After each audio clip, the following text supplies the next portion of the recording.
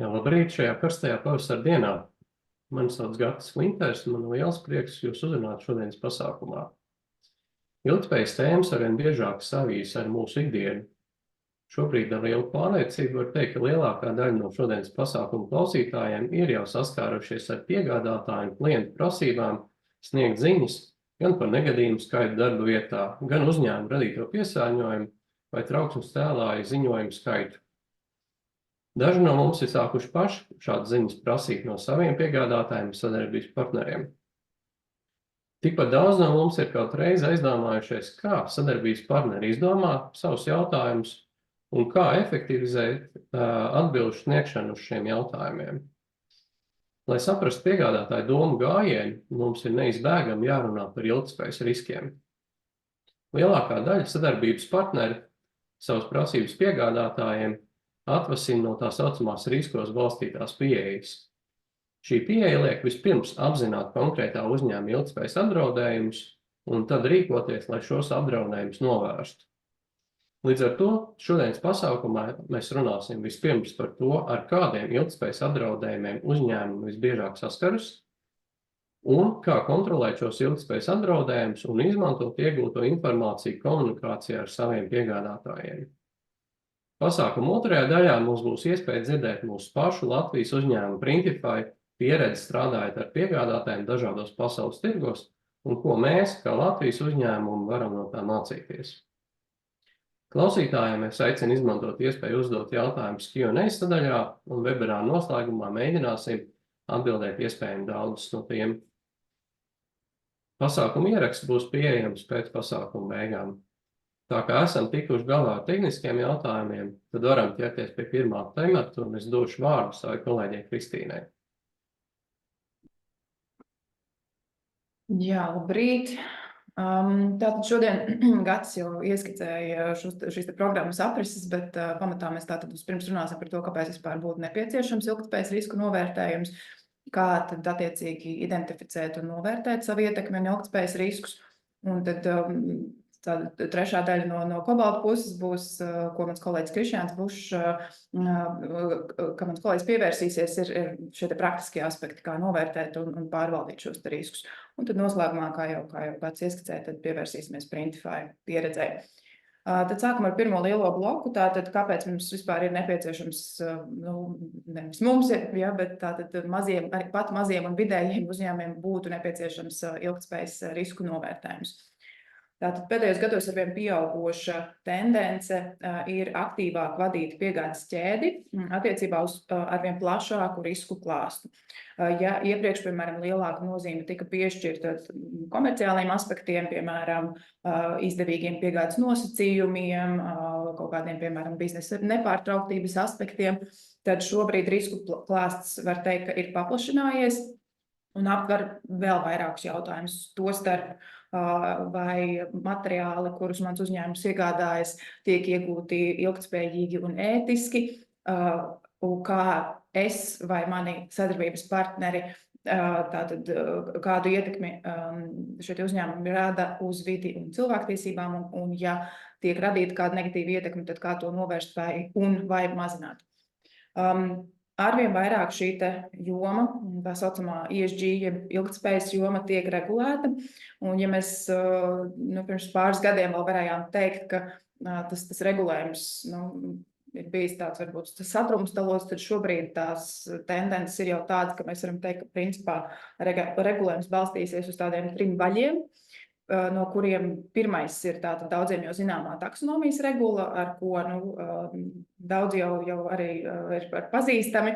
Proti šīs regulas mērķis bija vienkārši izveidot šo klasifikācijas sistēmu, lai identificētu, kuras saimnieciskās darbības var saukt par vides ziņā ilgtspējīgām. Un tas ir iemesls, kādēļ šobrīd mēs vairāk kārt dažādos kontekstos saskaramies ar tādiem jēdzieniem kā taksonomijai atbilstīgs vai ar taksonomiju saskaņots vai tam līdzīgi, jo tātad pamatā ir šī regula.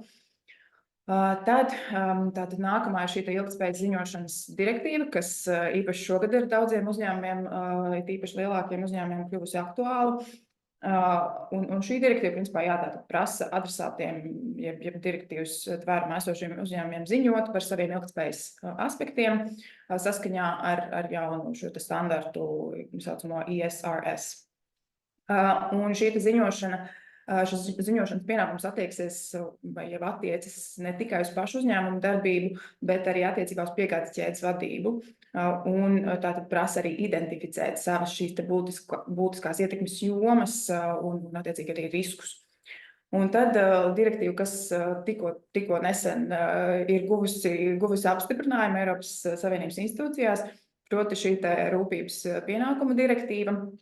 Tātad mēs virzāmies no klasifikācijas uz ziņošanu, uz tagad jau tātad šo trešo vali uz atbildību un piegādes ķēdes vadību, kas tiks regulēta šajā te direktīvā. Tātad pēc ilgām diskusijām, jau šī gada martā Eiropas Savienības padome publicēja šo te rediģētu un varētu uzspīt arī pēdējo direktīvas teksta redakciju. Un principā, tātad šīs direktīvas mērķis ir visā Eiropas Savienībā harmonizēt, jeb visā Eiropas Savienībā noteikt vienotu standartu šim te saucamajam rūpības pienākumam, jeb šim te due diligence, ko mēs kā juristi, kas ir jēdziens, ko mēs kā juristi diezgan labi pazīstam. Atšķirība gan ir tā, ka šis due diligence tiks attiecināts uz ilgtspējas jautājumiem, proti vidi, cilvēktiesībām primāri, un direktīva principā tātad noteiks atbildību par uzņēmumu radīto ietekmi uz vidi un cilvēktiesību jautājumiem. Un tātad tas attiecas, protams, ne tikai uz pašu uzņēmumu, uz tām meitām, bet arī tātad attiecībā uz biznesa partneriem, kas var būt arī mazāki un vidēji uzņēmumi, un šis ir iemesls, kādēļ šī tēma ir aktuāla arī mazākiem un vidējiem uzņēmumiem, proti tādēļ, ka šie te uzņēmumi visdrīzāk būs tie, no kuriem šie te lielie uzņēmumi, kas atrodas direktīvas tvērumā, prasīs tātad atbildes, attiecībā uz to, kāda ir jūsu ietekme, kā jūs pārvaldat, piemēram, šos te cilvēktiesību aizsardzības jautājumus, vai izejmateriāli tiek iegūti ētiski un tam līdzīgi. Un tad gada sākumā jau arī ieskicēja, ka šis te due diligence, kas principā, ko var saukt arī gan par procesu, gan arī par šo te rūpības pienākumu, ka šis te tātad būs balstīts uz riskiem, kas principā nozīmē to, ka ir jāveic šis te risku novērtējums.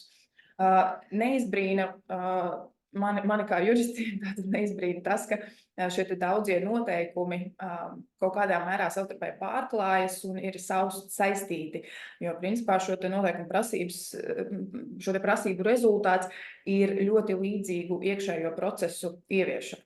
Piemēram, tātad, lai uzņēmums spētu ziņot par saviem ilgtspējas aspektiem saskaņā ar šo te ziņošanas direktīvu, šim uzņēmumam būs jāspēj veikt risku analīzi un ietekmes novērtējumu saskaņā arī citstarp ar šo te rūpības pienākumu direktīvu. Līdz ar to šis tātad ieskicējot vairāk varbūt to aktualitāti. Tad, ja mēs ejam jau tālāk pie šī te due diligence direktīvas, jeb rūpības pienākumu direktīvas teksta, tad mēs redzam, ka direktīva principā jau ieskicē šo te soļu plānu, un tas, par ko mēs šodien tātad vairāk runāsim un uz ko fokusēsimies, ir šis te otrais solis. Proti negatīvās ietekmes identificēšana savām meitu un partneru darbībām. Solis iepriekš ir tas, ka uzņēmumam ir jāpieņem pirmkārt rīcības kodeks, kur tiek noteikti šie minimālie aizsardzības standarti attiecībā uz vidi un cilvēktiesībām, un tiek integrēts šis rūpības pienākums iekšējās politikās, vadības sistēmās un tam līdzīgi. Tad nākamais solis ir tātad šis ietekmes novērtējums. Attiecīgi, un tad šis, protams, dalīsies vairākos līmeņos, kā to var redzēt arī no tā, kas slaidā rakstīts, proti, ko dara uzņēmums pats, piemēram, kādas emisijas uzņēmums rada, otrkārt, protams, arī kā to dara meitas un partneri, kā uzņēmums veicina šo te negatīvo ietekmi un ko uzņēmums, piemēram, pats varbūt neveicina, bet var ietekmēt ar izmantoto resursu starpniecību, piemēram, ar to, ar kādiem partneriem šis uzņēmums sadarbojas. Nu, tad tālāk jau nākamie soļi, par ko iespējams mēs kādreiz vēl uztaisīsim, tātad webinārs, vienkārši sakojot šeit loģiskajai ķēdītei, ir tātad pēc tam, kad ir identificēta šī ietekmes, tad būs jāpārtrauc, jānovērš vai jāmazina šī negatīvā ietekme. Un, protams, tā kā mērķis nav vienkārši tā teikt atrakstīties, bet patiešām un patiesi tātad šo ietekmi mazināt, tad arī, protams, būs ieviešanas un rezultātu monitorēšanas pienākums. Tāpat arī paralēli šim visam komunikācija ar sabiedrību par šiem jautājumiem, ko cits starp var īstenot arī caur šiem ziņošanas direktīvas pienākumiem. Un tad situācijās, kad tas ir nepieciešams, tad ir atlīdzinājuma nodrošināšana. Tad attiecībā uz tātad šīm konkrētajām prasībām, kas ir no šīs rūpības pienākuma direktīvas, tieši attiecībā uz riskiem. Tātad pirmkārt, rūpības pienākums kā tāds, šis due diligence pienākums, viņš ir jāintegrē risku pārvaldības sistēmā. Tātad, ja uzņēmumi jau ir, piemēram, risku vadības sistēma, tad šis dokuments būtu jāpārskata un tajā jāizvērtē nepieciešamību šo rūpības pienākumu kaut kādā veidā integrēt tajā iekšā. Un no otras puses, tātad šim ietekmes novērtējumam ir jābūt uz risku balstītam. Un šo principā paredz pats direktīvas teksts, kā mēs redzam, slēdā ir izkopēts, tātad šis 4. un 5. pants. 4. pants paredz tātad, ka cilvēktiesību un vides, tātad šis due diligence ir balstīts uz riskiem, un ka šis rūpības pienākums ir jāintegrē iekšējos dokumentos, proti tas ir kā liela ilgspējas jautājumi, tie ir caur uzņēmumu darbību caurvijoši aspekti. Nu, lūk, un tad šis 5. pāns jau ir konkrēti par to, kā tad šo pienākumu integrēt. Tad dodoties tālāk par to, kā apzināt un tātad novērtēt savu ietekmi un ilgtspējas riskus. Vispirms tātad būtu jāidentificē, kas ir tie konkrētā uzņēmuma būtiskākie ietekmes faktori. Un šobrīd publiskajā telpā, tā teikt, ir pieejama ļoti daudz gan bezmaksas, gan arī maksas rīki, jeb tā saucamie kalkulātori, kas ļauj uzņēmumam atkarībā no darbības nozares identificēt, kuri no šiem ilgtspējas tātad ietekmes faktoriem tam ir būtiskāki. Nu, respektīvi, kuriem šiem faktoriem būtu jāpievērš lielāka uzmanība. Piemēram, tāds uzņēmums kā juridisko pakalpojumu sniedzējs, kas esam mēs, piemēram, mums būtiskākie ietekmes faktori visdrīzāk būs saistīti ar sociālās atbildības jautājumiem, piemēram, tad ar datu drošību, ar darbinieku iesaistes jautājumiem, daudzveidības un iekļaušanas jautājumiem, kā arī, protams, biznesa ētika, kas ir tāds šīs pārvaldības aspektiem.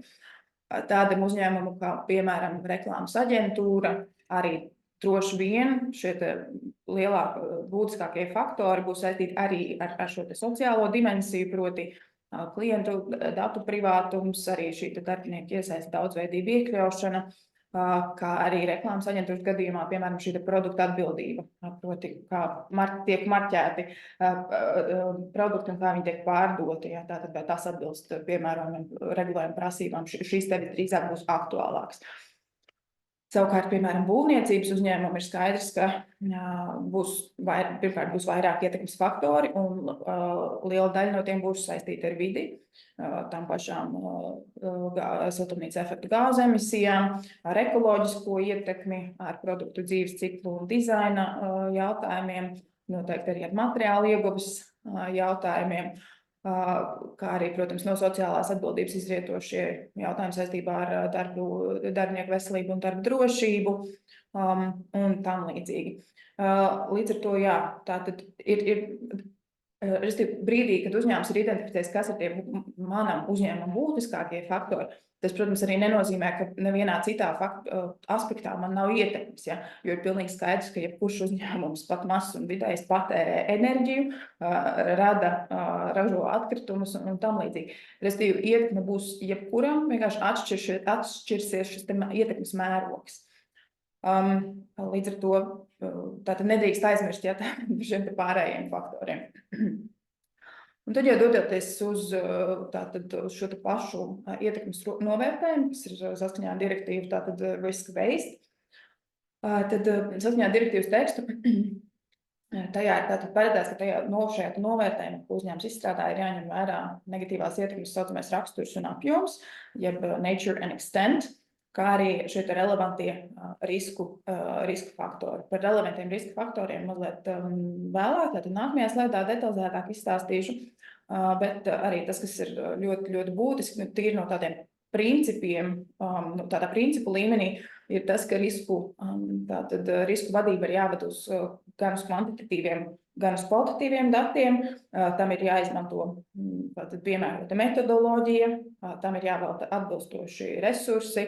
Ja, tātad, piemēram, nezinu, vai visos gadījumos derēs tas, ka vienam cilvēkam tiek vienkārši tā teikt nogrūsts šis te uzdevums, un tad viņam ir jācīnās vienam pašam. Ja, tātad šim te, un arī to Krišjāns mazliet vēlāk ieskicēts, šai iniciatīvai ir jānāk tā kā no augšas, jeb no uzņēmuma vadības, kas attiec, tīri tādā klasiskā aitpiņā arī uz tādu klasisku risku vadību. Tātad šī risku vadība, protams, ietver gan ietekmes pušu iesaisti, gan arī šo kartēšanu. Kartēšana ir, principā, vismaz direktīvas kontekstā nozīmē identificēto risku prioritizāciju. Proti, identificēt tās jomas, kur ir šis ietekmes mērogs ir vislielākais. Un šis negatīvās ietekmes, šī prioritizācija, viņa jāveic balstoties uz, kā direktīvas tekstā ir teikts, uz šo ietekmes iestāšanās iespējamību un smagumu. Un smagums attiecas, principā, kā jūs teicat, šo mērogu, apjomu, ietekmes un neatgriezenisko raksturu, proti, ja kāds kaitējums vidē ir nodarīts, vai ir iespējams un cik lielā mērā ir iespējams tātad atgriezt šo iepriekšējo stāvokli. Tad aktuāls jautājums noteikti attiecas uz situācijām, ko darīt, ja, piemēram, biznesa partneris atsakās sniegt informāciju. Tad šeit direktīva paredz principā to, ka šādas situācijas ir jāspēj izskaidrot un tā teikt attaisnot. Piemēram, ja uzņēmums kādu faktisku vai juridisku šķēršļu dēļ nevar iegūt šo informāciju, jo biznesa partneris, piemēram, atsakās to sniegt, un šādu informāciju nav iespējams citādā tiesiskā ceļā iegūt, tad šo apstākļu ir jāspēj izskaidrot.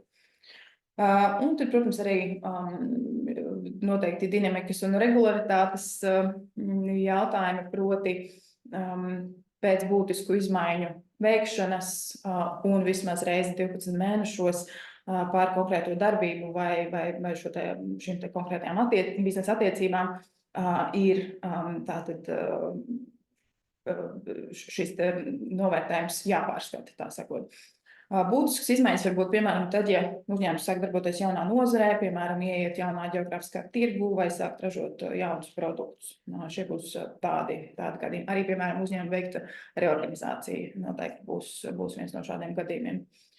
Un tad interesants ir arī, protams, jautājums par to, vai pietiek, piemēram, ar nozares asociācijas izveidotu risku analīzi. Un īsā atbilde šeit ir, ka jā, tātad uzņēmums noteikti var pievienoties šādām iniciatīvām, bet, protams, ka katrā konkrētā situācijā ir atsevišķi jāizvērtē, vai tas ir piemēroti, kā arī, protams, ir jāuzrauga īstenoto pasākumu efektivitāti. Un, ja nepieciešams, tad būtu jāpiemēro, jāīsteno papildu pasākumu. Šai sakarā būs arī komisijas vadlīnijas, kur tiks tātad iezīmēt šī metodoloģija, pēc kuras uzņēmumi varēs noteikt, vai konkrētā gadījumā ir piemēroti pievienoties šādai nozares iniciatīvai. Un tātad par šiem relevantajiem riska faktoriem, tas no manas puses arī būs noslēdzošais slaids. Tātad, kā jau minēju, tātad iespējamība un smagums, jeb severity and likelihood ir tie kritēriji. Un direktīvas tekstā principā jau ir pateikts, kas ir tie riska faktori, kas ir jāņem vērā ne tikai identificējot, bet arī novērtējot savu negatīvo ietekmi. Piemēram, tātad tie varētu būt uzņēmuma līmeņa riska faktori. Piemēram, vai biznesa partners atrodas vispār direktīvas tvērumā. Tad ir, piemēram, ar pašām biznesa operācijām saistītie riski. Piemēram, geogrāfiskie faktori. Šai sakarā noteikti ļoti būtiska nozīme ir tam, vai uzņēmums, piemēram, darbojas vai vērš savu darbību uz augsta riska vai konfliktu zonām, kur skaidrs, ka tātad šie cilvēktiesību jautājumiem ir pavisam cits svars šādās teritorijās un attiecīgajos brīžos. Tad ir, piemēram, kontekstuālie riska faktori, piemēram, cik lielā mērā šajā konkrētajā teritorijā tiek aizsargāta konkrētā tiesība. Piemēram, tas pats datu privātums. Ja? Vai varētu teikt, ka Eiropas Savienības valstīs šis datu aizsardzības standarts ir augstāks nekā citā valstī. Tad, protams, arī sektorālie riska faktori, produktu un pakalpojumu risku faktori, kas jau vairāk no tādas klasiskas risku vadības, es gribētu teikt, izriet. Un tad jautājums, kas noteikti daudziem aktuāls, ir, vai informācija tiks prasīta no pilnīgi visiem biznesa partneriem. Tātad pat no pašiem piegādes ķēdē, pašiem, tā teikt, mazākajiem, jeb tādā nozīmē, ka no attiecīgā uzņēmuma viedokļa tas viens konkrētais, piemēram, piegādes ķēdē esošais uzņēmums neveido lielu daļu, tātad, piemēram, šī apgrozījuma. Tad direktīva paredz to, ka, ja piegādes ķēdē esošs mazāks uzņēmums nerada būtiskus riskus, tad tas, principā, nav jāprioritizē, nav jāliek iekšā šajā te risku kartē. Proti, jāsazinās ar tiem, un informācija primāri jāvāc no tiem partneriem, kuri rada vislielāko negatīvās ietekmes iespējamību. Tad tas no manis pagaidām viss, un dodamies tālāk pie mana kolēģa Krišjāņa. Labdien, godātie klausītāji! Mans vārds ir Krišjāns Bušs, esmu zvērināts advokāts Kobalta banku un finanšu tiesību prakses grupā. Un tas mans pamata darbs, ar ko es ikdienā strādāju, ir finanšu regulējums un cits starpā risku vadība. Līdz ar to man ir ārkārtīgi interesanti jums pastāstīt par to, kā šie risku vadības principi, ar ko mēs jau daudzus gadus esam strādājuši, šobrīd ar jauno CSDDD direktīvu tiek ieviesti un piemēroti arī ilgtspējas jomā. Un tas mans mērķis kā risku vadības praktiķim ir iedot jums turpmākajās 15 minūtēs tādu īsu, kodolīgu, konceptuālu rāmi, kā gatavot risku novērtējumu, jo, lai saprastu, kā atbildēt uz jūsu sadarbības partneru informācijas pieprasījumiem, vispirms, protams, ir jāsaprot, kādi ir jūsu pašu galvenie riski, un ir jāsaprot, kā šos te riskus vadīt. Un tajā brīdī, kad jūs spējat vadīt riskus un jūs tos apzināties, jūs arī efektīvi varat skaidrot saviem sadarbības partneriem, kur visā šajā lielajā globālajā ilgtspējas kartē jūs atrodaties un kā jūs maziniet tos faktorus, kas attiecās uz jūsu uzņēmumu. Līdz ar to ir, kā tas pirmais lielais bloks ir jāsaprot, kas vispār ir risku novērtējums. Un tad tas risku novērtējums parasti ir atsevišķs dokuments, ko uzņēmums izstrādā, lai no vienas puses apzinātos, kādi ir tie riski, no otras puses viņus novērtētu, lai saprastu, vai šo te risku iespējamība var iestāties jūsu uzņēmuma darbības praksē. Ja šī te iespējamība pastāv, tad pretī jūs liekat kādus kontrolas pasākumus, lai viņus mazinātu, un visbeidzot jūs saprotat, kāds ir jūsu atlikušais risks, un tādā veidā jūs viņus pārvaldat. Un attiecīgi, protams, ja jūs spējat pārvaldīt, tad jūs spējat arī efektīvi skaidrot un sniegt atbildes uz partneru uzdotajiem jautājumiem. Un, lai sagatavotu šādu risku novērtējumu, gan klasiskā riska vadības izpratnē, gan, protams, arī ESG jomā ir visu pirms nepieciešama ļoti nozīmīga augstākās vadības iesaiste. Proti, tā ir uzņēmuma valde, ja ir padomi, tad ir kaut kāds kolektīvs kopums no augstākās vadības, kas attiecīgi ar savu rīcību demonstrē, ka uzņēmums apzinās ilgtspējas riskus, apzinās nepieciešamību ietekmēt uzņēmumu rīcību un virzību tādā veidā, ka šie riski uz vidi tiek mazināti un dod darbiniekiem signālu, ka tas ir tas virziens, kurā jūs ejat. Un attiecīgi tad ir no otras puses, kad ir šis tonis no augšas nodrošināts, ir nepieciešama aktīva darbinieku iesaiste un ir nepieciešama proaktīva atgriezeniskās saites nodrošināšana. Lai tajā brīdī, kad uzņēmuma vadība no darbiniekiem saņem šo informāciju, viņa nepaliek kaut kur dokumentos, kaut kur pie valdes, bet valde attiecīgi sniedz atgriezenisko saiti un stāsta, kā šos riskus vai kaut kādus aspektus, ko ir darbinieki nodevuši vadībai, kā viņi tiek adresēti, kā viņi tiek praktiski īstenoti.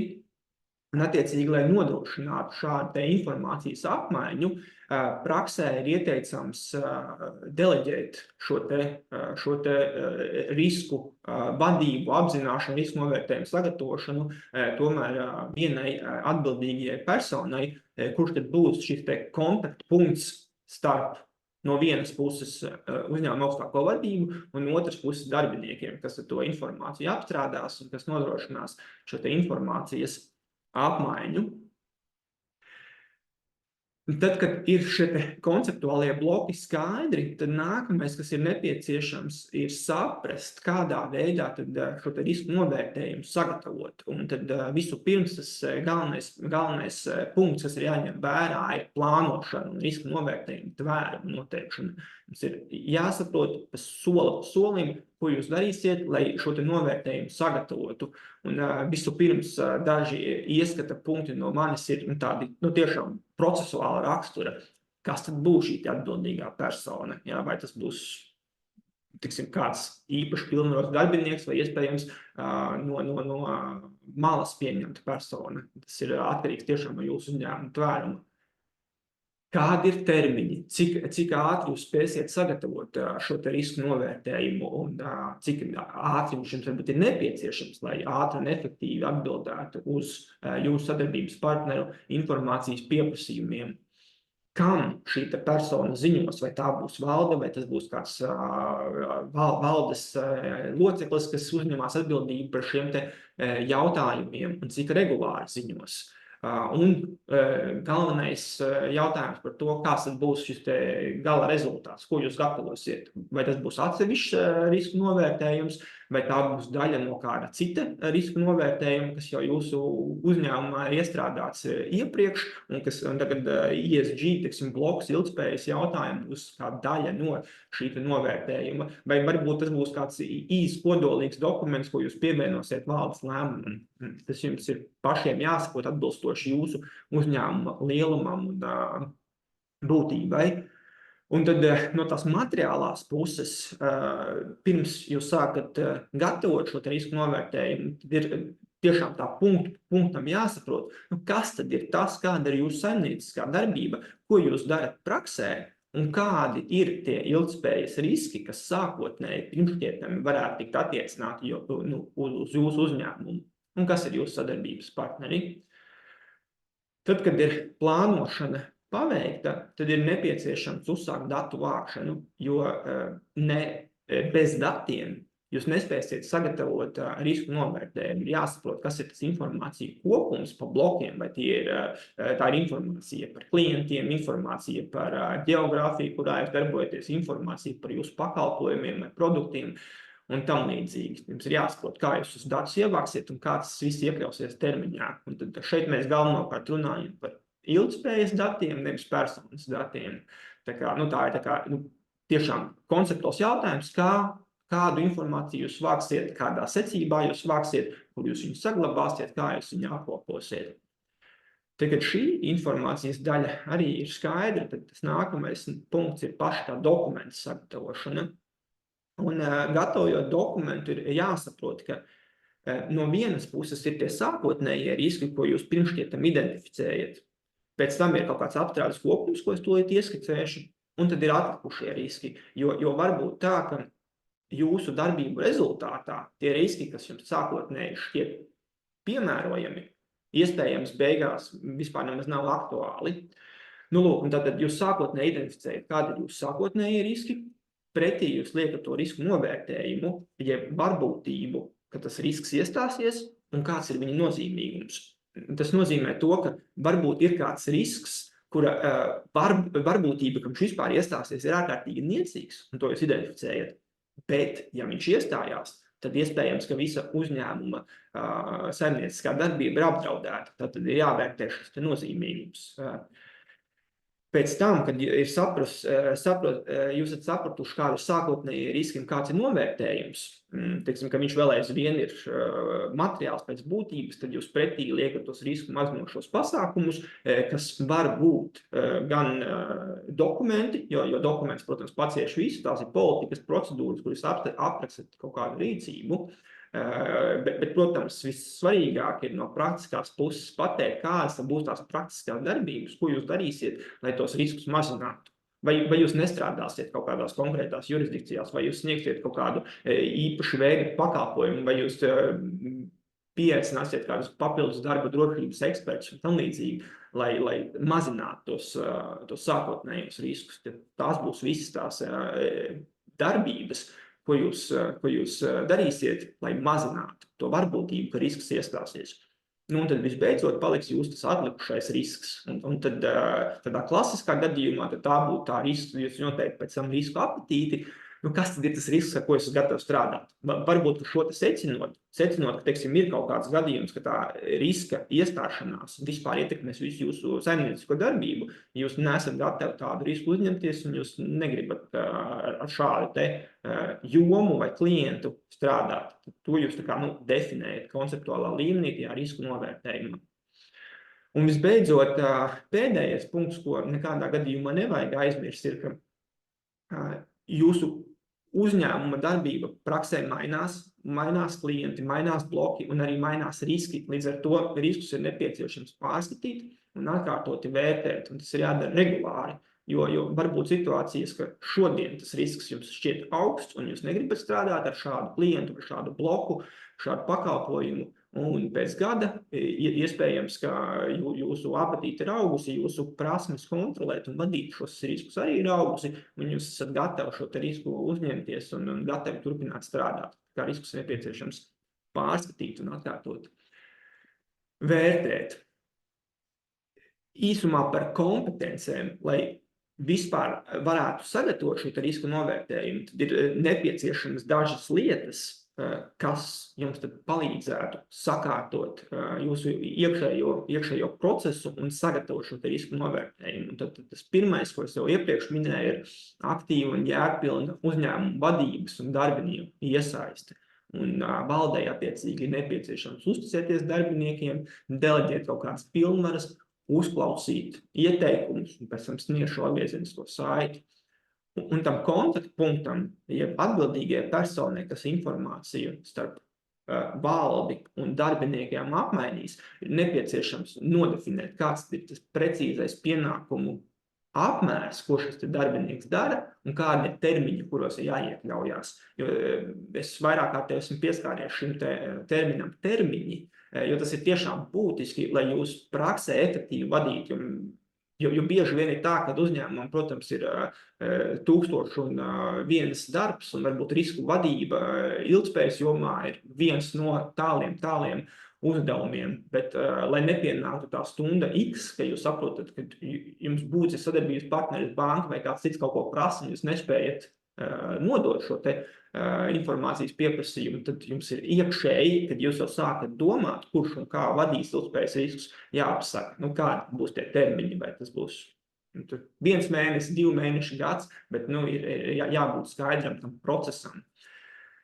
Lūk, šai personai, protams, ir nepieciešams pārzināt ilgspējas risku kopumu, lai varētu viņus vērtēt, un tad viņi vērtē gan esošos riskus, kā tie šobrīd, gan iespējamos riskus, kas attiecās uz uzņēmumu, to sektoru, kurā jūs darbojaties. Un tad ir atkal tā saikne to, ko Kristīna minēja, ka ir, protams, dažādi nozares novērtējumi, un tad ir jāsaprot, ka viens ir nozares novērtējums, un otrs ir tas jūsu pašu novērtējums, kas balstās, protams, nozarē, bet kas jau ir specifisks jums. Tad jāņem vērā gan esoši, gan nākotnes riski.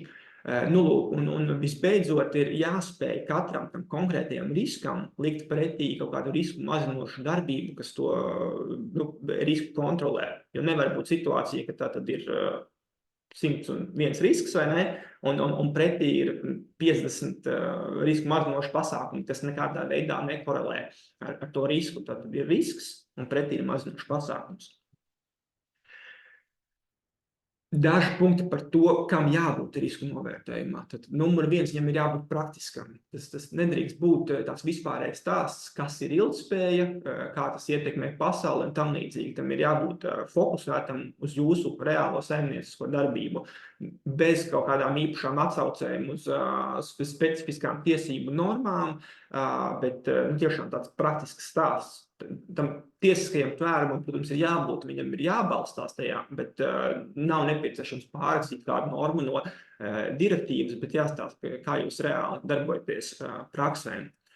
Par to pašu novērtējumu nav obligāti jāveido sarežģītas matricas, aprēķini un tam līdzīgi. Galvenais ir jāsaprot, kādi ir tie riski un tā varbūtība, vai tas risks var vai nevar iestāties. Ir obligāti jāizmanto dati, lai parādītu riska ekspozīciju, jo bez datu ievākšanas nav iespējams sagatavot kvalitatīvu risku novērtējumu. Tāpat ir obligāti jāsaprot, kuri ir tie svarīgākie riski, kas tiešām ir materiāli uzņēmuma saimnieciskai darbībai, un nav jāfokusējās uz daudziem maziem riskiem, kas hipotētiski ar zemu ietekmi var jūs ietekmēt, bet gan uz tiem galvenajiem riskiem, kas tiešām reāli var ietekmēt būtiski jūsu operacionālo darbību. Riski ir jāapraksta brīvā formā saistībā ar biznesu, ir jābūt konkrētai saiknei. Un vienlaikus ir iespējams un nepieciešams šos te visu procesu integrēt jau esošajā procesā, jo es domāju, ka daļa no jums noteikti ir AML likuma subjekti, daļa no jums ir jau iespējams kāds sankciju riska novērtējums, trauksmes celšanas sistēma un tam līdzīgi sagatavot.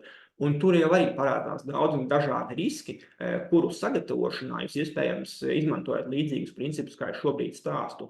Līdz ar to jums ir nepieciešams to saikni nodrošināt. Vai tā ir kaut kāda iekšēja atsauce uz citu dokumentu, vai tā ir, teiksim, mazāk uzņēmumu gadījumā, iespējams tiešām viens liels uzņēmuma riska novērtējums, kur ir vairākas atsevišķas sadaļas, kas viena aptver sankcijas, viena aptver AML, cits aptver kaut kādu trauksmes celšanas kārtību, cits aptver ilgtspējas riskus.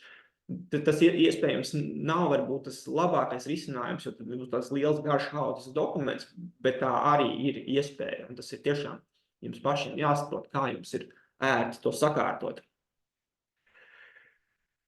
Atbildīgā persona, par to jau es pieskāros, viņai noteikti būtu jābūt.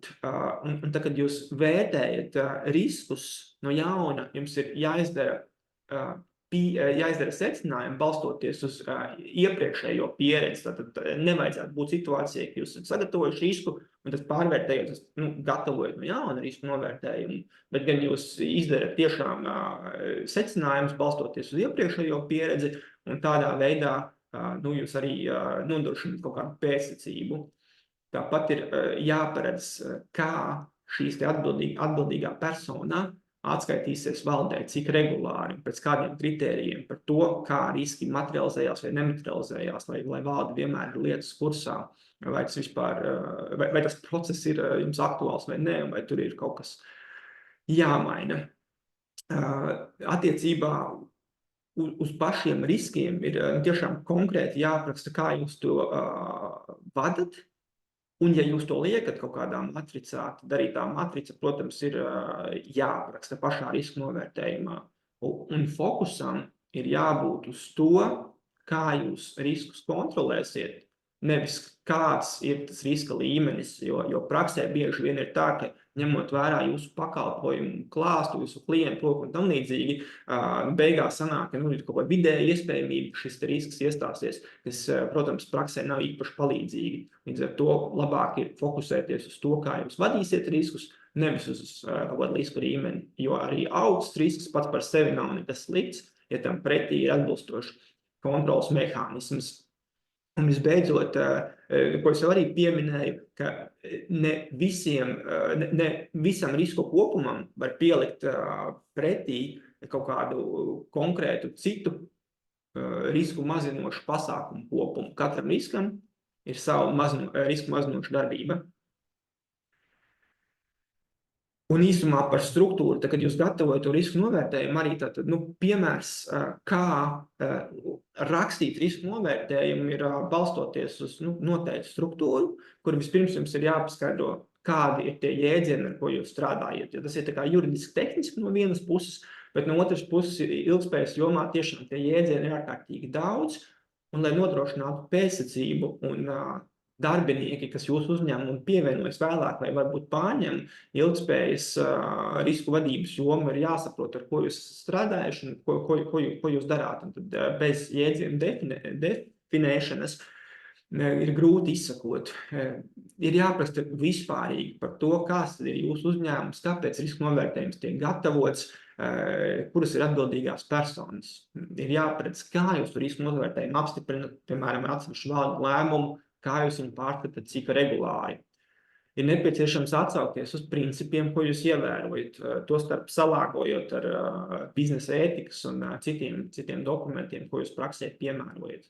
Ir jānorāda, kuras ir tās personas, kas šo visu dara, kā arī, tomēr tas tiesiskais rāmis, atkal nedefinējot kaut kādas konkrētas tiesību normas, nepārakstot, bet vienkārši pasakot, ka gatavojot šo risku novērtējumu, jūs ņemat vērā, piemēram, tādu nozares risku novērtējumu, kas būs šis soft law, ne ārējos normatīvos aktus, bet tādā virsrakstu līmenī, nevis pārrakstot kaut kādas tiesību normas. Ir jāapraksta jūsu lēmumu pieņemšanas gaita, lai saprastu, ko jūs darītu gadījumā, ja tas konstatētais risks praksē neatbilst risku apatītei. Ko jūs darīsiet? Strādāsiet, nestrādāsiet ar šo klientu? Tam būtu jābūt pateiktam tajā riska novērtējumā, lai pēc tam ar attiecīgi kaut kādu politiku un procedūru jūs jau varētu praksē nodefinēt, kā darbinieks praksē rīkosies. Jānosaka riska līmenis, kā jūs to risku vērtēsiet, jāapraksta iesaistītās puses, kas ir klienti, piegādātāji, sadarbības partneri un tam līdzīgi. Tad ir jāsadala riski sektoriem, kas varbūt, piemēram, veidu uzskaitījumā geogrāfija, produktu pakalpojumu, piegādes kanāli un tam līdzīgi, kur jūs attiecīgi katram šim blokam veicat attiecīgo risku novērtējumu, kā arī tās pienācīgas rūpības direktīva paredz. Tad ir risku mazinošu pasākumi, atlikušais risks, ko es pieminēju, un visbeidzot, kā bonus, kas, protams, praksē ļoti efektīvi, ja jūs to vizuāli pielikumā, aprakstat, ir kaut kāda risku pārvaldības schēma, kur jau ir konkrēti pateiks, ka šis ir risku novērtējums pēc tam gradējās kaut kādā politikā, procedūrā, tad ir iesaistītie darbinieki, un kurš kurā brīdī pieslēdzas, lai to praktisko risku mazinošo pasākumu veiktu. Tāda riska pārvaldības schēma vienmēr ir darbiniekiem ļoti ērta un izpalīdzīga. Tā kā viens ir rakstveida dokuments, otrs ir grafika, tā kā to ir ieteicams darīt. Otrs bonus ir, ja jūs veicat tomēr kaut kādu skaitlisku risku novērtējumu un izstrādājat matricas, tad matrica pati par sevi var būt, bet ja ir vēlme tad nedaudz kompleksāk šo te gatavot, ir jābūt arī pamatprincipiem aprakstītiem, kā jūs to darat, jo nevar būt tāda situācija, ka jums ir, piemēram, tur vidēji zems, vidēji augsts risks un tam līdzīgi tāda sarežģīta kārtība, bet jūs nepasakat, kā jūs nonākat līdz šai situācijai. Tā kā tas ir vēl viens ieteikums. Par tiem kontrolas mehānismiem, kam es arī esmu pieskāries. Te ir jāsaprot, ka tas ir darbību kopums. Tā nebūs viena politika vai procedūra, bet tās ir virkne darbību, ko jūs izmantojat savā uzņēmumā, saimnieciskajā darbībā, lai jūs kontrolētu tos riskus. Un tās var būt politikas, kas tādas vispārīgas pamatnostādnes, kas pasaka, ko un kā jūs lielos blokos darīsiet, vai arī procedūras, kas jau tehniskāk pasaka, kādi praktiski soļi tiek veikti, kurš ko dara, kādā veidā, kādā detalizācijas pakāpē, lai tos riskus vadītu. Un tad plus kaut kādas praktiskas darbības, ka tad jūs secināt, ka jums ir tur risks X, un tad, kā jūs viņu mazināsiet. Jūs varat sagatavot, piemēram, trūkumu novēršanas plānu, ja? Tie būs kaut kādi papildu finanšu ieguldījumi jūsu uzņēmumā, izmaiņas preču pakalpojumu tvērumā, lai riskus mazinātu, varbūt pat izmaiņas biznesa plānā.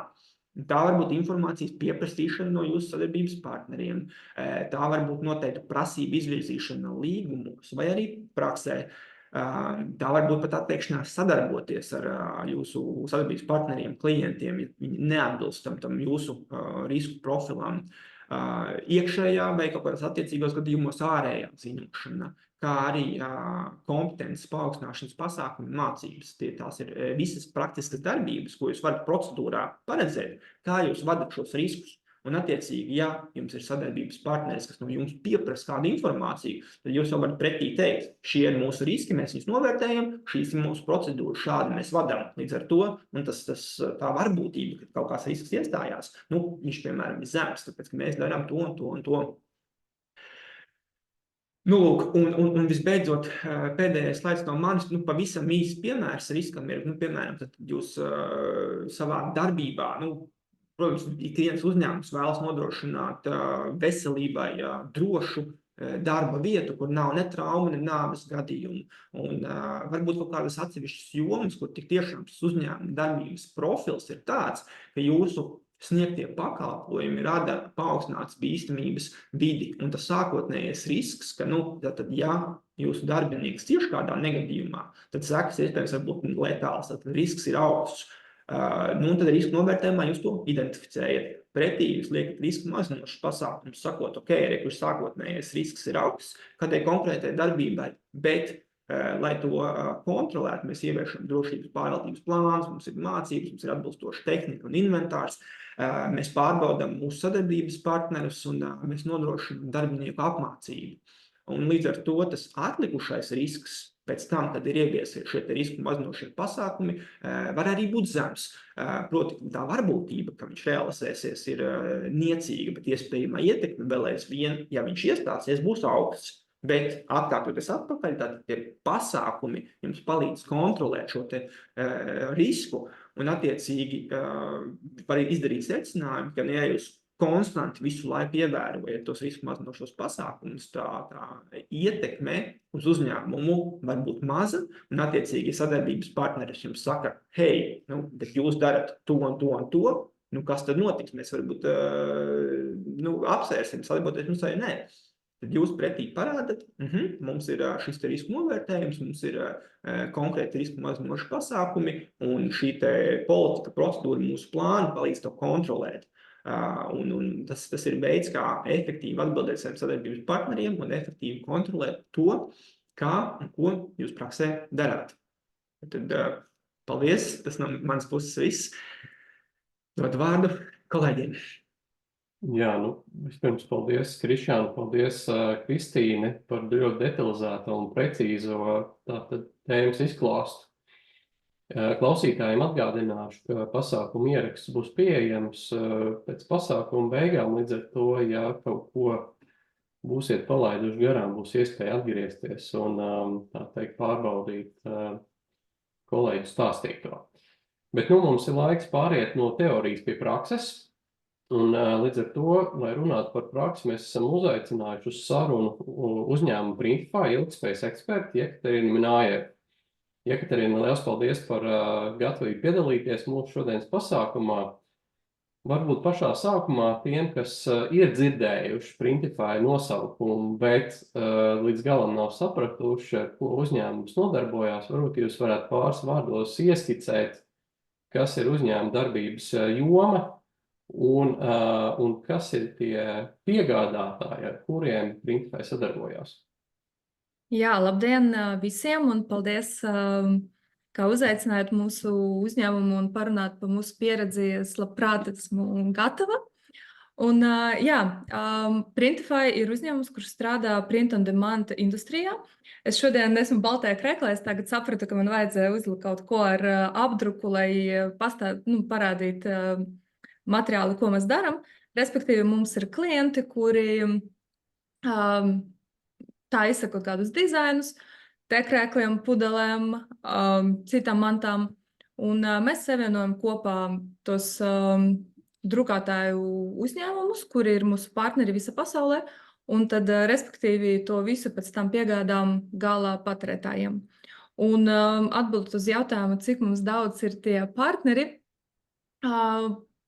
gandrīz 100. Tie lielie klienti, kuri izmanto mūsu pakalpojumus, ir gandrīz 10 miljoni pasaulē visā. Un līdz ar to mūsu tā darbības joma un tā geogrāfija ir ļoti plaša. Mums ir tas ražošanas rūpnīcas 13 valstīs, visa pasaulē, visas kontinentos. Un līdz ar to, kā arī pirms tam kolēģi runāja, ka tas tvērums un tas viss lielums mūsu piegādātiem ir diezgan liels. Un gribu uzreiz piebilst, ka arī piekritīšu Kristīnai, ka tomēr tie piegādātāji, viņi jāsaranžē. Mēs arī Printify gadījumā mēs tā risku analīze mēs izkļāvām, piemēram, Rīmī, kuri piegādā mums pārtiku uz ofisu, jo tie nav tie kritiski piegādātāji, ka kaut kas notiek tajā risku ķēdē, tas neietekmē būtiski mūsu operatīvo darbību. Bet gan tas rūpnīcas, kuras atrodas, piemēram, Vietnamā un kuri apdruka tos tekrēklus, un ja kaut kas notiek tajā pusē, tad, protams, mēs ļoti lielu zaudējumus ciešam, un līdz ar to tad tie ir tie mūsu galvenie piegādātāji, kuri ir mūsu fokusā, un šobrīd prioritāri mēs ar viņiem mēģinam strādāt.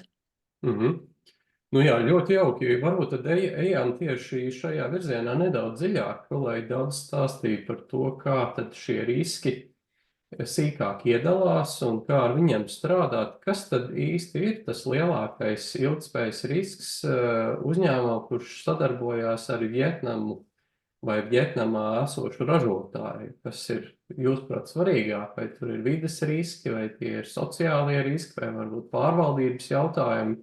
Kā to visu var salikt kaut kādā kārtībā? Protams, vispār ilgtspēja nav runa tikai par riskiem, un tas viss lielais uzdevums ir vispār saprast, ko uzņēmums var darīt, lai mazinātu to savu ietekmi.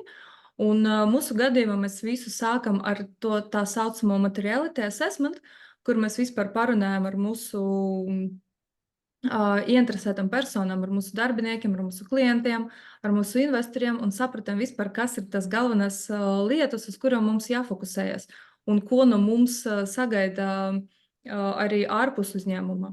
Un mēs definējam, ka tā piegāžu ķēde un mūsu value chain kā tāds ir tā galvenā prioritāte. Un līdz ar to mēs arī uzskatām, ka tie piegādātāji ir arī mūsu galvenais risks, un visvairāk mēs skatāmies mūsu gadījumos sociāliem riskiem, jo, protams, ja mēs esam ar Eiropas Savienības partneriem vienā likumdošanas vidē, mēs visi esam GDPR subjekti, mēs zinām, ko sagaida no mums likumdošana. Bet, ja tie ir partneri, kas ir ārpus Eiropas Savienība, tad ir grūtāk paredzēt. Un, protams, mēs varam ranžēt pēc valsts risku līmeņa.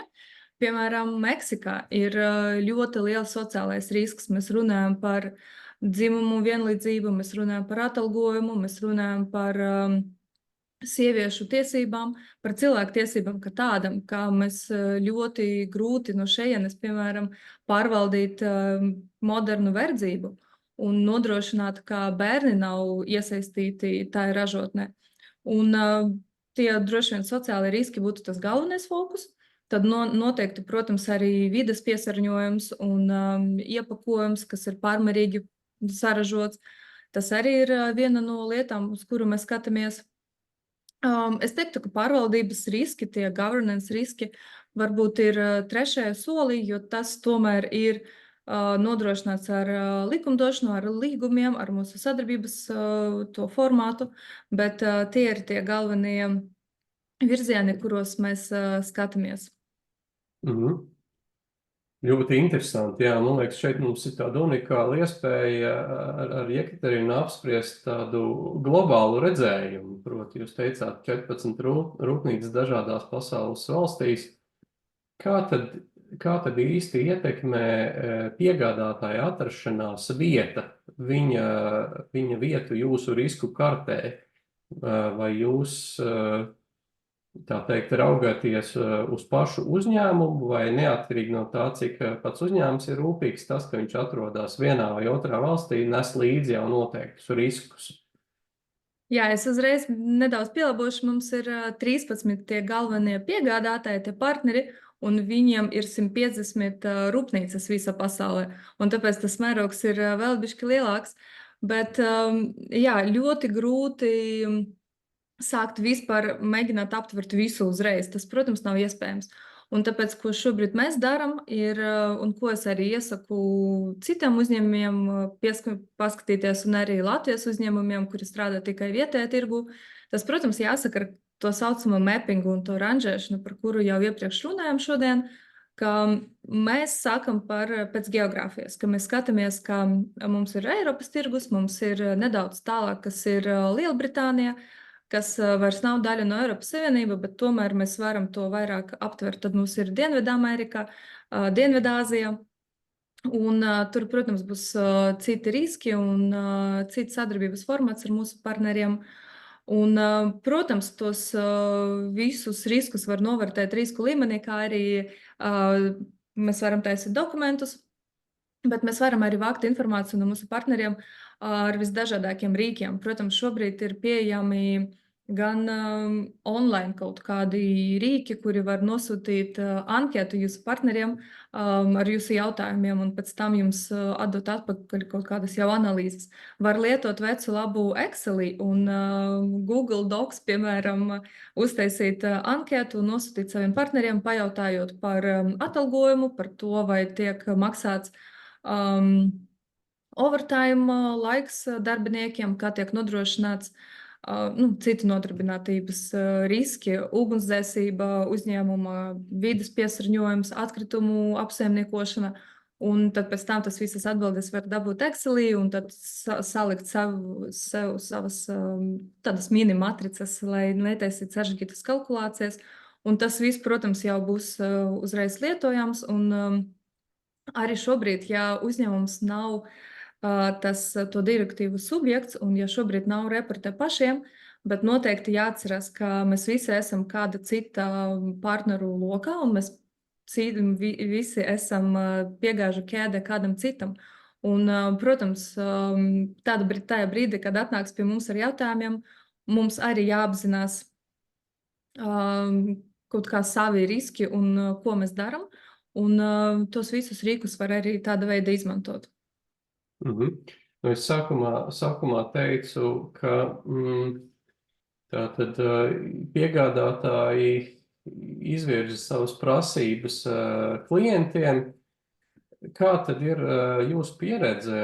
Latvijā mēs esam, tā teikt, ar šo situāciju jau diezgan saraduši. Kā ir strādāt globālajā tirgu un cik aktīvi ir jūsu piegādātāji atsaucoties uz šīm prasībām? Jā, tas ir ļoti interesants jautājums, jo, protams, mēs jau gribētu, lai visi būtu tik atsaucīgi kā uzņēmumi, piemēram, Vācijā vai citas Eiropas Savienības valstīs, kuriem uzreiz ir dokumenti gatavi un kuri forši uzreiz visu var atsūtīt un mēs varam parunāt. Un, protams, nedaudz tālāk, ja mēs ejam pa geogrāfijām, tad tā atsaucība ir bišķi mazāka. Un, kad es saku bišķi mazāka, tad tur ir visdažādākas reakcijas, ka citi partneri vispār nesaprot, par ko mēs runājam, un viņi uzskata, ka tas viņus neskar un ka viņi nezin, ko mēs vēlamies un kāda veida mums to informāciju sniegt. Ir uzņēmumi, kuri, protams, ir dzirdējuši par ilgspēju un kuri jau rūpējas sava sfēra kaut kāda veidā, bet arī vēl nav gatavi sniegt informāciju. Un tāpēc arī mūsu pieeja nav tāda, ka mēs tagad prasam, teiksim, 1. jūnijā, mums taisīt atskaites pēc konkrētas formas.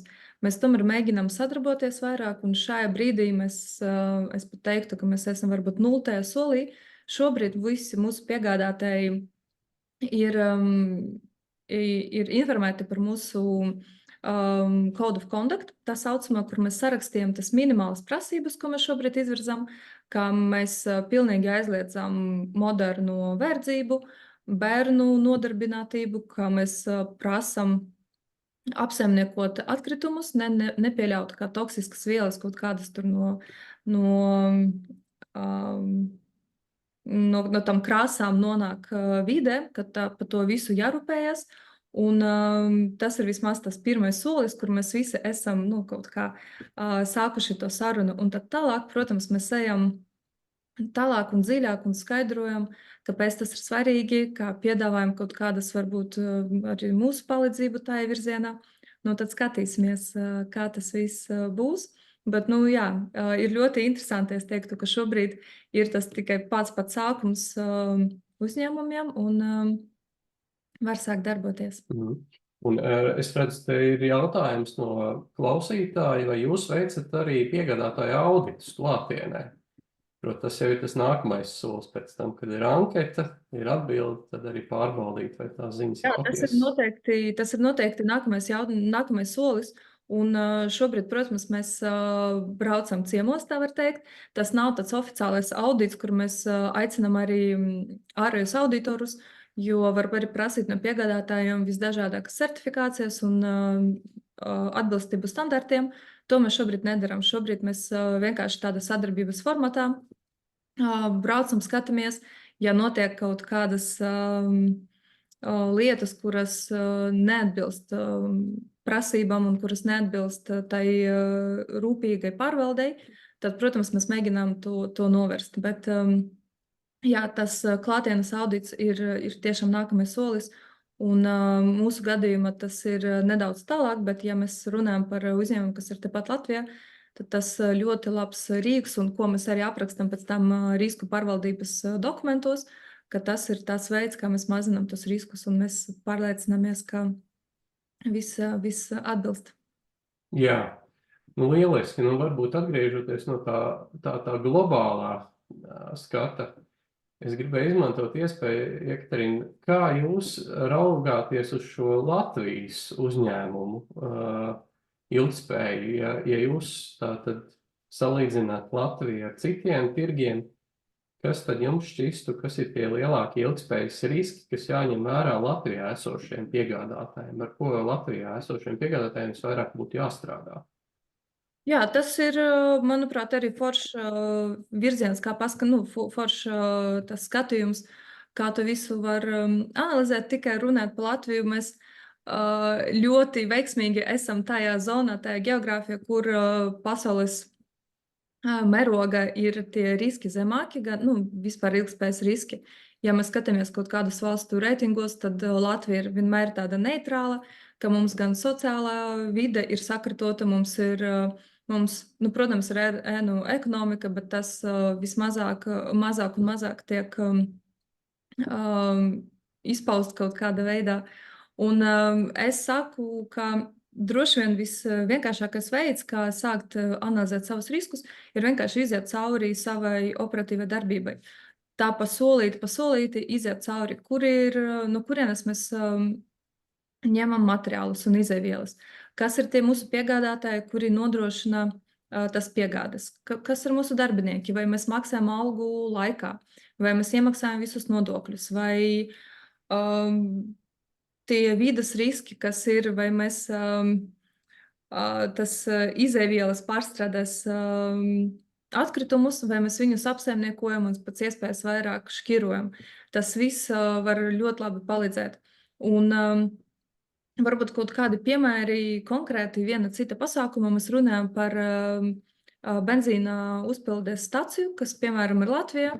Un mēs zinām, ka mūsu zemes nomas līgums ir uz 10 gadiem, un ka pēc 10 gadiem tā zeme būs jāatbrīvo, un tie arī ir mūsu riski, un uz to arī var jau sākt skatīties šodien, ka pēc 10 gadiem visticamāk mums būs jāatjauno tā zeme pēc kaut kādām prasībām. Varbūt tur būs jāizveido kaut kāds parks vai atpūtas zona bērniem vai bērnlaukums vai kaut kas tāds. Un tas arī jau šodienas risks, kā mēs nepieļaujam kaut kādas noplūdes un tādas lietas. Arī mēs visi atceramies to traku krusu, kas bija pagājušajā gadā vasaras vidū. Tas arī ir tie vides riski, kurus mēs varam arī tepat Latvijā jau redzēt un sajust. Jā, nu, liels paldies, Jekaterīna. Es domāju, ka mēs varētu tā teikt turpināt vēl vismaz pusstundu, bet, diemžēl, laiks iet uz beigām. Es teikšu lielu paldies Jekaterīnai par veltīto laiku šodienas pasākumam. Un es vēl gribēju izmantot iespēju uzdot vēl vienu jautājumu no auditorijas kolēģiem, kādos tiesību aktos šobrīd direktīvas, par kurām kolēģi minēja, ir jau ieviestas Latvijā, un ja nav ieviestas, cik tālu ir ar ieviešanu, vai kolēģi varat atbildēt šo jautājumu, lūdzu? Jā, tātad šī ziņošanas direktīva Eiropas Savienības līmenī ir jau stājusies spēkā, un šobrīd Latvijā tas status ir tāds, ka, manuprāt, vēl nav pieņemts tas likums, bet viņš ir jau, principā, likuma projekts ir jau gatavs šim te ilgtspējas informācijas atklāšanas likumam. Tā kā tur var tiesību aktu projektu datu bāzē ministru kabineta mājaslapā sekot līdzi šim te, un tad vienkārši sekot jaunākā informācija attiecībā uz to, kad šis te likums tiks pieņemts. Protams, šis ir likums, ar ko tiek ieviesta tā ilgtspējas ziņošanas direktīva. Un tad attiecībā uz otru šo te due diligence direktīvu, tad mēs šobrīd gaidām, kad, to es personīgi sagaidītu tuvākajā laikā, tas ir tuvāko pāris mēnešu laikā, ka šis te galīgais teksts tiks publicēts Eiropas Savienības oficiālajā vēstnesī, un tad pēc šī te brīža dalībvalstīm būs 2 gadi, lai tātad šo te direktīvu ieviestu nacionālajos tiesību aktos, un tad attiecīgi tā piemērojamība būs no 27. līdz 29. gadam, attiecīgi atkarībā arī no uzņēmuma lieluma, līdzīgi kā tas bija arī ziņošanas direktīvas gadījumā. Jā, šī, starp citu, ir viena no tām īpašajām jomām, kur prakse iet pa priekšu regulējumam, vai ne? Jo, kā mēs runājām, gan Printify, gan citu uzņēmumu jau rūpīgi strādā. Savukārt normatīvais regulējums iet nopakaļus, bet skaidrs, ka viņš nāk un kļūs ar vien prasīgāks. Liels paldies, kolēģi, liels paldies, Jekaterina, liels paldies, klausītāji, ka pieslēdzāties šodienas pasākumam. Mēs, kā solījām, darīsim ierakstu pasākumu pieejam pēc pasākuma beigām un ceram uz tikšanos nākamajos webināros. Liels paldies un veiksmīgi atlikušo dienas daļu. Dzirdēšanos!